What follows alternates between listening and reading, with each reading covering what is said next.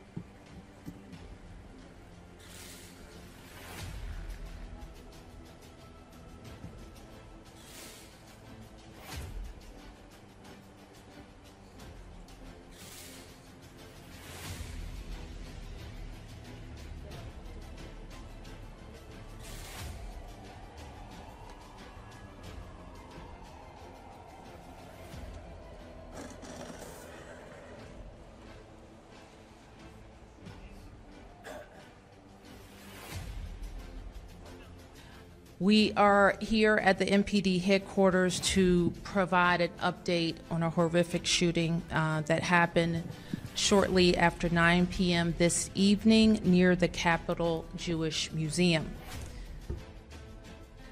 What I do know is that the horrific incident is going to frighten a lot of people in our city and in our country. And I want to be clear that we will not tolerate this violence or hate in our city. The couple that was gunned down tonight in the name of Free Palestine is a young couple about to be engaged. The young man purchased a ring this week with the intention of proposing to his girlfriend next week in Jerusalem. They were a beautiful couple who came to enjoy an evening in Washington's Cultural Center. And so I know the chief will spend tonight and tomorrow, and we'll be talking to all of our organizations, from schools to synagogues to other organizations, to make sure we are supporting in every way that we can. I spoke to the President of the United States multiple times tonight on behalf of the President. His prayers are with all of us, all of the Jewish community, everyone in Washington, D.C., state, local, and federal agencies, and our great U.S. Attorney, Jeanine Pirro, who will be prosecuting this case. We'll be doing everything in our power to keep all citizens safe, especially tonight, our Jewish community. We have not had any prior interactions with him based on an NCIC check. We don't see anything in his background that would have placed him on our radar at this time.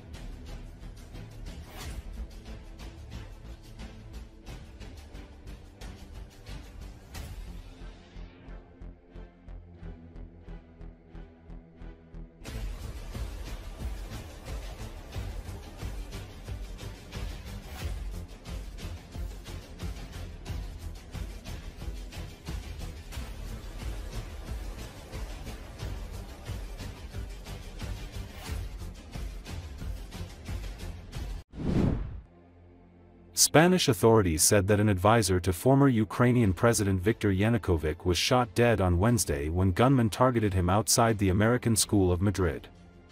According to Associated Press, Andriy Portnov, 51, was identified as the victim by Spain's Interior Ministry.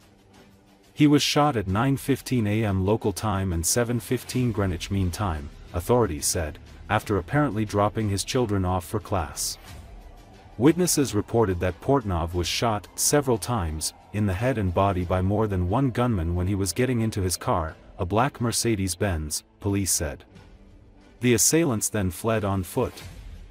Madrid's emergency services said that he was found dead when medics arrived with at least 3 shots to his body. Portnov is a former Ukrainian politician closely tied to Yanukovych, having served as deputy head of the presidential office from 2010 to 2014. During Yanukovych's presidency, Portnov was widely viewed as a pro-Russia political figure and was involved in drafting legislation aimed at persecuting participants of the 2014 revolution in Ukraine. Luis Rayo, 19, who lives in a building next to the school, said that he was sleeping when he heard the sound of gunfire. "I heard 5 bullets and then came here to see what happened," Rayo said.